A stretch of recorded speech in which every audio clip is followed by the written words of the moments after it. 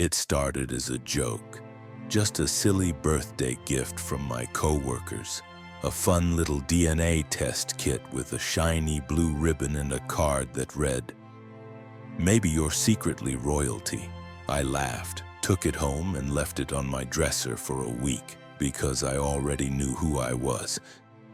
My name was Emily Carson, only child of Beth and Mark Carson, high school science teacher, big reader, mediocre cook. There were no secrets in my life, or so I thought. On a lazy Sunday, I finally opened the kit, spit into the little tube and sent it off. Didn't even think twice. I wasn't looking for drama, just thought it might be fun to trace our Scottish roots like Dad always joked about. "Clan Carson," he'd say with a terrible accent and a wink. 3 weeks later, the email arrived. "Your DNA results are ready." I clicked, half expecting a bland breakdown of 40% British Isles and 60% generic European. Instead, I saw this: no immediate family matches detected. I stared at the screen, refreshed, logged out, logged back in, same result. Under parents, no matches found. Under close relatives, only a woman named Megan L., estimated to be a second cousin. No Beth, no Mark, no one I knew. I closed the laptop.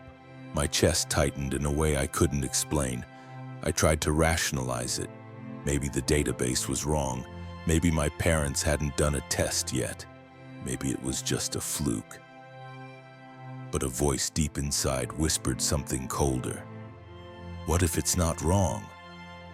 I didn't bring it up to Mom or Dad right away. Instead, I ordered a second test from a different company. Waited 3 more weeks. Same result. No parental matches.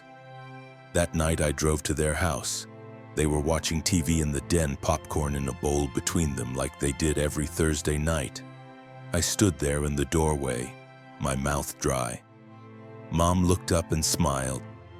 "Emily, you okay?" I swallowed.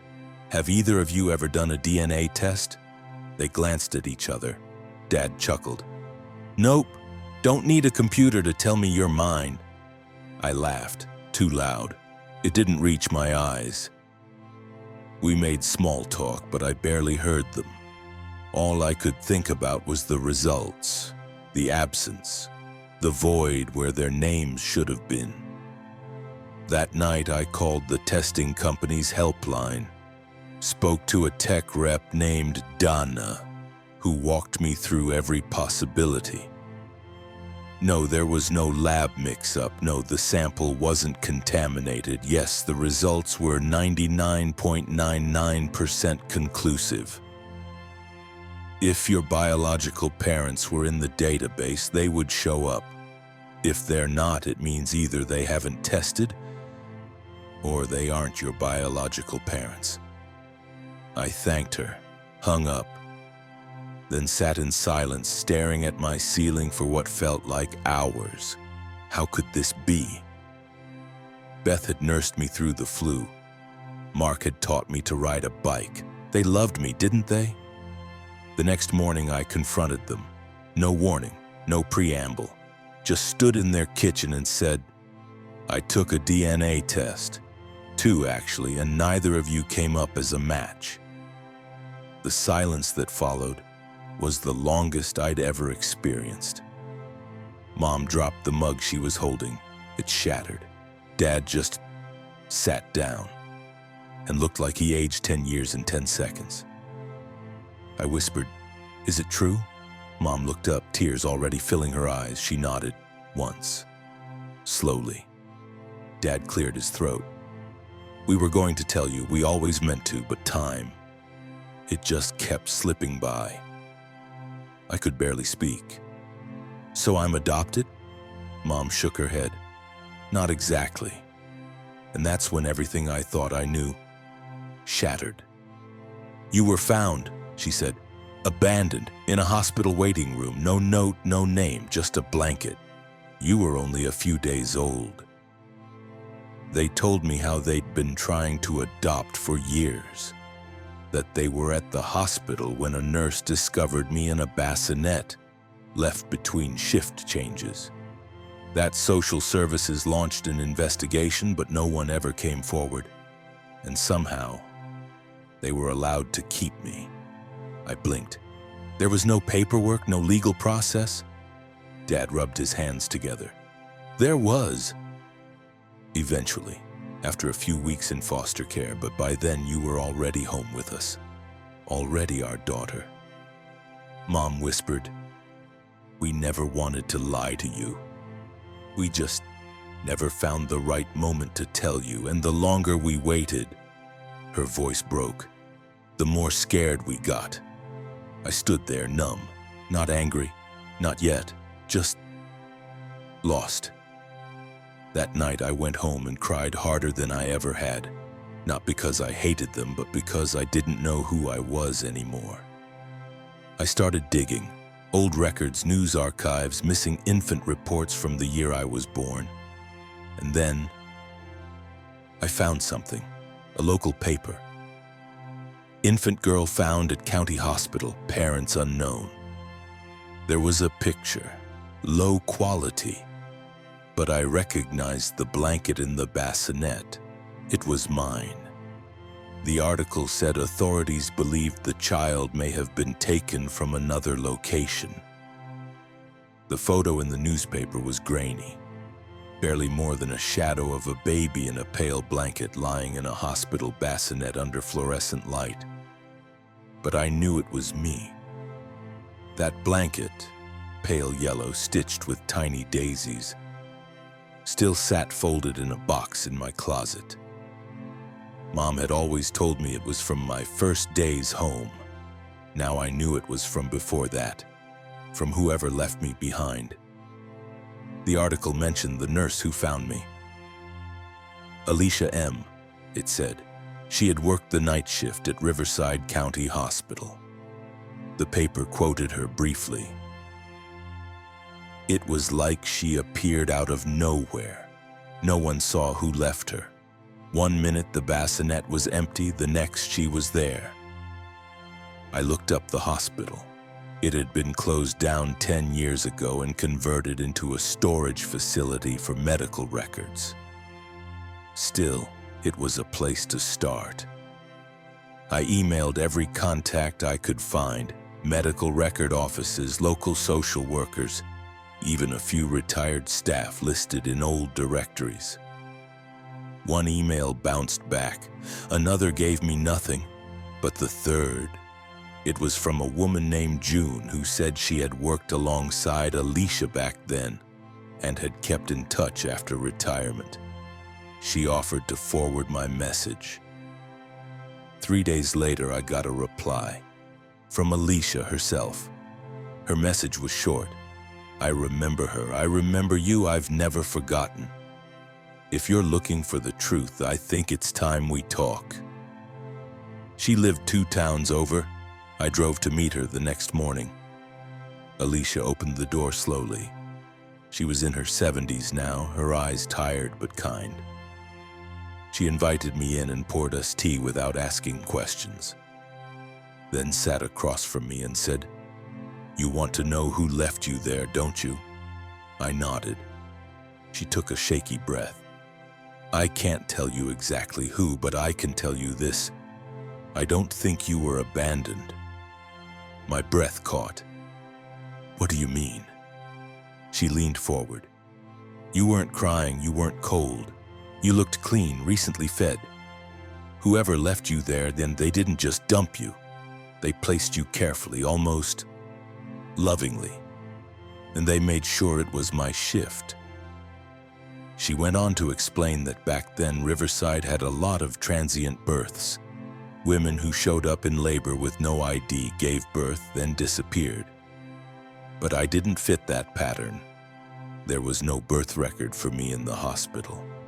None of the nurses remembered assisting a delivery that matched my age or features. It was like I had just appeared. Then she pulled something from an old tin box, a photograph, a snapshot of the hallway from the night I was found. One a security guard had taken hours before the shift change. She slid it across the table. See that? In the far corner near the nurse's station was a woman, blurry back turned, holding what looked like a bundled baby. She was wearing a blue coat. I leaned closer, my heart pounding. Alicia whispered, "We never found her." But I remember thinking, she didn't look like someone who wanted to let go. She looked broken, like she was doing something she didn't want to do. I took a photo of the image, thanked Alicia, and drove home in silence. That woman, whoever she was, might have been my real mother. And if I could find her, I might finally understand why. I searched archives, online databases, social media. I filtered every record for missing women around the date of my birth, for mothers who gave birth but had no child listed. I even posted anonymously on forums for adoptees and child welfare stories, asking if anyone recognized the story or the blanket. Nothing came back for weeks, until one day, I got a message from Megan L., the second cousin match from the DNA test. She said, "Hi, I saw your forum post and your name matches someone who came up as my cousin on a DNA site. Are you looking for your birth family?" My fingers trembled as I typed back, "Yes, I don't know anything. I was left at a hospital as a baby. They think it was 1995. I'm just trying to find where I belong." We messaged for hours. She asked questions. I gave her everything I knew.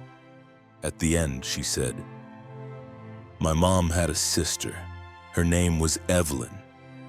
She got pregnant around then. No one knew who the father was. She left town suddenly and came back without the baby. My family never talked about it, just said she lost it." My heart thudded. "Do you have any photos of Evelyn?" She sent one. It was old, maybe from a decade ago, but the moment I saw it, something inside me shifted. The eyes, the cheekbones. She looked like me. I stared at it for a long time, then I asked, "Is she still alive?" Megan hesitated, then said, "Last I heard, she moved to North Carolina. I don't know exactly where, but I can try to find out." I barely slept that night, because for the first time in my life, I wasn't just searching for answers, I was chasing someone real. The next few days were a blur of anxious waiting. Megan kept digging, asking around the family, pretending it was just casual curiosity. Finally, she messaged me. "She's in Asheville, lives alone. No husband, no kids, as far as anyone knows." I read it 3 times. No kids.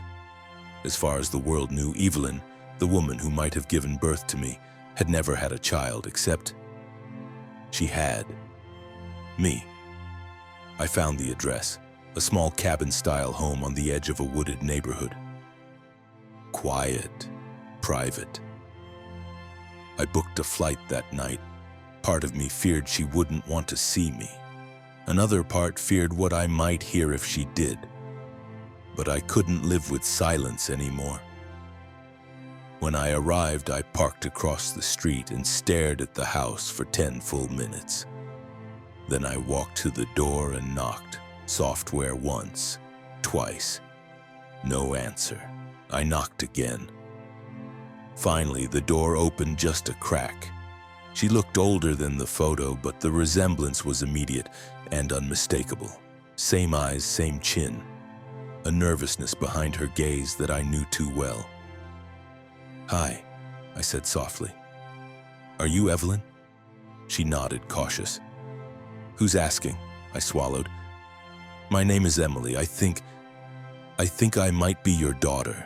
Her hand flew to her mouth. She staggered back, eyes wide, then wet with tears. "Oh my God," she whispered. You're her. You're really her." We sat at her kitchen table for what felt like hours. Neither of us could stop staring. I showed her the photo from the hospital hallway, the blurry figure in the blue coat. She cried. "That was me," she said, voice trembling. "I remember everything about that night." She told me everything. She was 19 when she got pregnant. The father, a man 10 years older, married with a family of his own, had promised to support her, then vanished. Her parents were furious, not disappointed, enraged. They forced her to hide the pregnancy, refused to let her go to a hospital, refused to let her tell anyone. When she gave birth, it was at home, alone. Her mother threatened to send her away if she didn't get rid of the problem. So she waited for a night when her parents were asleep, wrapped me in the only baby blanket she had, yellow with daisies, and took a bus to the hospital. She watched from a corner until a nurse left a bassinet unattended. And then she placed me in it, kissed my forehead, and walked away. Her voice cracked as she said, "I thought I was doing the only thing I could to keep you safe. I didn't want to give you up, but I thought maybe someone kind would find you. Someone who could give you a better life than I could." I couldn't speak. My heart ached for her, for the girl she was, scared and alone, forced to choose between survival and motherhood. She wiped her eyes and added, "I checked the papers for months.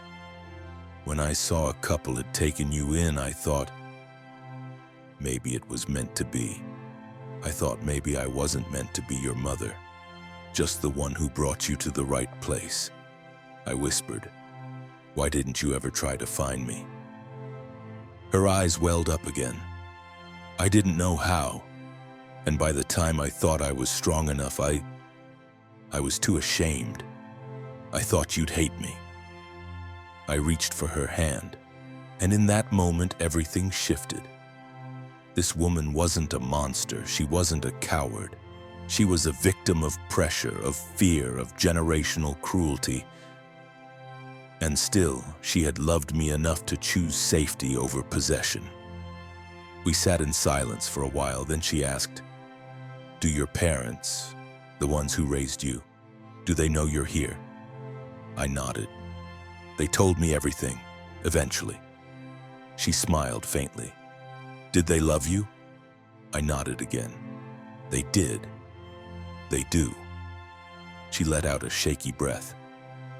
"Then maybe I did okay after all." I stayed the night in a guest room she'd never used before. We talked until dawn, about books, music, childhood favorites, dreams, regrets. It was like finding the missing half of my reflection. But the peace didn't last, because the next day, I got a phone call from Alicia, the nurse. "Emily," she said, her voice tense, "I was going through some of my old notes. There's something you need to see." I returned to her house that afternoon. She handed me an envelope. Inside was a copy of a hospital incident report, one she had saved, though it had long since been lost from official archives. It was dated the night I was found. One line jumped out. Anonymous caller warned staff, "There's a baby left in the hallway." Not a random discovery, not an accident. Someone called it in. Someone who knew I was there. I stared at the report, then looked at Alicia. "Do you think it was Evelyn?" She shook her head. The voice on the call was male. That night, I asked Evelyn if she had told anyone about what she planned to do that night. She went quiet, then whispered, "My father. I told him I was taking you. I begged him not to stop me. He just looked at me and said, 'Don't let anyone see you.' I asked for his name. She hesitated, then said, 'I'm Walter Green.' And just like that, I had a name. The man who forced my mother to give me up, The man who called anonymously to remove all responsibility. The man who erased me from his family tree before I even had a chance to exist. I knew what I had to do next. His name was Walter Green, Evelyn's father, my biological grandfather. A man who never met me, but made a decision that defined my entire life. I searched public records, found an address in a small town an hour away. He still lived there, still listed as a retired insurance broker, still alive. I sat in my car outside his house for 20 minutes rehearsing what I'd say. Then I walked up the path and rang the doorbell. He answered in a wrinkled flannel shirt, moving slow, leaning on a cane. He stared at me for a long moment, and then said, "You look like her." I nodded. "I'm Evelyn's daughter, the one you made her give up." He didn't deny it, didn't flinch. He turned and walked back inside, leaving the door open behind him. I followed. His house was cold, quiet, and smelled faintly of dust and old paper. He sat down in a worn recliner and gestured for me to take the chair across from him. For a minute, he said nothing, then finally muttered, "So you found her?" I nodded. "You knew she was pregnant, you knew she didn't want to give me up, but you still made her." He looked down at his hands, weathered and veined. "She was 17, single, no education, no money. What was I supposed to do?" I kept my voice calm. "You were supposed to protect her, not shame her, not abandon me. You could have helped." He shook his head. "I did what I thought was right." I stood. "Number, you did what was easy. You buried the evidence and hoped we'd disappear, but we didn't." He looked up then. Really looked. There was no anger in his eyes and just a haunting mix of guilt and fatigue. "You have every right to hate me." I didn't respond, because I didn't come for hate. I came for truth. I pulled the hospital report from my bag, the one with the line about the anonymous call. Laid it on the table. "Was it you who called the hospital?" He looked at the paper for a long time, then nodded once. "I didn't know what else to do. I couldn't raise another baby. I thought, maybe if I made sure someone found you right away, it wouldn't be so bad." I felt my throat tighten. "You made her believe she was unworthy of being a mother. And you made sure I'd grow up never knowing who I was?"